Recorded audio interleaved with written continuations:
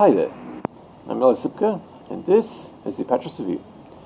The 1980 horror film The Howling, which was an adaptation of the werewolf novel of the same name written by Gary Brandner, was a substantial hit when it came out.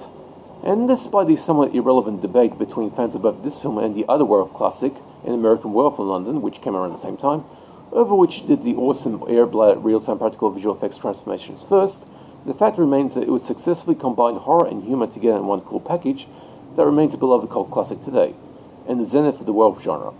However, the same could not be largely said for the majority of the mini sequels to Howling, as the sequels alternate between being flawed but being still surprisingly modestly effective sequels that dared to try something original in the franchise. For example, Howling 3 The Marsupials, actually technically called The Marsupials or Howling 3, Howling 5 The Rebirth, and Howling 6 The Freaks, and those sequels that were either very dull and unoriginal or just plain brain damaged.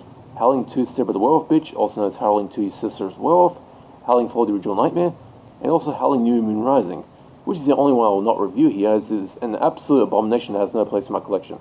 And the sequel I'm reviewing here, the 2011 direct-to-video sequel to Howling Reborn. As for the Howling Reborn, which is essentially the Howling 8, this was a Canadian-American co-production designed to try to transfer the franchise to the post-Twilight landscape of the vampire werewolf genres. The Twilight franchise, which is a series of borderline atrocious romance movies, made about a young woman who becomes infatuated with a handsome vampire who sparkles like a diamond when out in the sunlight instead of being incinerated like in any other vampire media, but then gets involved in a love triangle between her vampy boyfriend and a werewolf, had undeniably done some serious damage to the horror genre. The original books that the Twilight franchise is based on were a pile of mediocre Oberhitzer, written by a female Mormon whose only halfway decent novel was her first effort, the science fiction romance novel The Host, later adapted into a surprisingly decent movie version that, despite the lackluster reception, was a rather nice PG-13 alien invader flick about a young woman who makes friends with an alien who body-jacked her, the pair trying to navigate, you guessed it, a love triangle between two human men while attempting to protect the human family from the alien's race, something that gets resolved really nicely without any serious bloodshed. I had seen The Host theatrically. Don't ask me why I chose to watch in the first place, it being an inexplicable random choice, but it ended up being a pleasant surprise, and I will happily defend The Host if need be, the movie version, that's not the book. But even I have to admit that it's not anywhere above a reasonably solid movie. As for Twilight, that unholy franchise was the pits, as far as any serious vampire werewolf fan was concerned. The damage Twilight and its infernal sequels did was immediately visible. Once the franchise ended its run, no studio was still making normal vampire werewolf flicks. In fact, a few negligible vamp flicks were relegated direct-to-video, while the werewolf genre, which had been largely silent since the late 1990s, only had a couple of films come out. The big-budget remake of The Wolfman, and this particular film, The Howling Reborn. For this so far final sequel, which was destined to hit the direct-to-video market like every sequel since Howling 4 The Original Nightmare did, director Joe Nimziki made the absolutely brain-dead decision to stick to the Twilight formula, but with some very minor tweaks. The film's story is essentially a sort of gender-swapped version of Twilight, but cross-hatched with the basic premise of Spider-Man, with an 18-year-old high school student only a day away from graduating from his inexplicably high-tech security system-equipped high school, getting infatuated with a mysterious female student who initially believes to be a werewolf, until he realizes that she is human and that he himself is a werewolf. The mother he longed for that died during his birth was actually the alpha of an army of lycanthropes, planning to use the high school as a staging area to build a werewolf army. This alpha wolf also has incestuous plans to turn her son into her own lover, mostly implied for dialogue, altogether now. Ew. But eventually the girlfriend gets infected and turns into a werewolf herself to help her boyfriend defeat his nasty mother and stop the lycan army from spreading.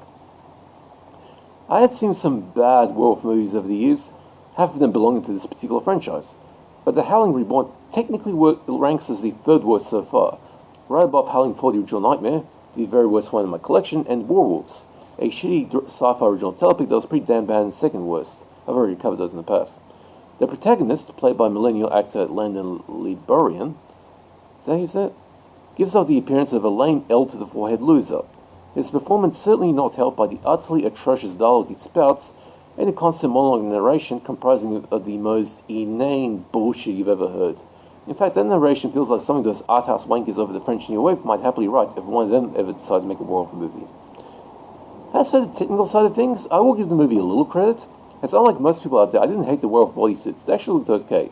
Most of the previous Howlings were too cheap to use full bodysuits for their lycans, but CGI transitions that were supposed to emulate the actual transformation process were a quick and dirty pile of bullshit. At the time when I actually recorded this review, there was when I wrote the original review, not this video, the recent strike in Hollywood by the actors' writers, largely over concerns of actors getting unauthorized AI-powered CGI clones of themselves made, an idea that Michael Crichton had predicted several decades ago with his ingenious thriller Looker, I have that film, had just been called off. Of course, now when I'm recording this video, it's been a while since the strike was called off. The point I'm making with that information is that for nearly 30 years, the major studios have been defaulting to using CGI effects for most of their effects work, as the CGI houses were the only sector of Hollywood that was not unionized. But during this recent strike, those CGI houses have moved to unionize, which could potentially mean the major studios might revert back to mostly practical visual effects work. As somebody who has a deep hatred for most forms of CGI effects and grew up with practical ones, I hope this turns out to be the case. But in order for the change to be positive, the woke pederasts who run parts of Hollywood and who have been churning out awful movies pandering to the woke call of 2017, especially most of the suits over Disney, need to be removed and the industry completely restructured to remove the communist taint. The Howling Reborn looks pretty threadbare in most of the art technical areas. The color scheme is a cold one with most color removed. The set design is drab as hell, giving off a feeling of sterility to the proceedings, which kind of is problematic if you're making romance. The soundtrack is filled with some awful emo songs, with the sole exception of the 1980s classic The Killing Moon by Echo and the Bunnymen, which I was surprised to find being used in this movie. You know, even the worst movies tend to have at least one surprise up their sleeve, and that was it for this one. And by the way, that song, Killing Moon, was actually a pretty good song from the 80s. And the direction is as flat as a young female werewolf's breast once she goes into full wolf mode. Ultimately, this is a bad movie not worthy of the time of anybody other than a bad movie masochist with an interest in bad werewolf movies or bad Howling sequels. Now for gore nudity. A surprisingly modest amount of gore effects, which are kept to within PG-13 levels. In Australia, this is rated M, with a severed head and a werewolf's heart getting ripped out, along with a plethora of bloody claw marks. As for nudity, well, there are a pair of extremely mild nude-free sex scenes which simply don't raise the heart enough for even the most desperate right-handers out there. Not even during the part where Ivana Milicevic, playing the hero's nasty alpha mother, drops off of a rope to turn into werewolf. Technically, she was being naked in front of, but only her bare shoulders are visible. And by the way, to add to the ick factor, she drops her robe in front of her son. Ew.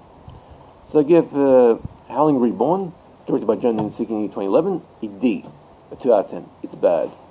And in terms of Howling movies, this is like the third worst in the series.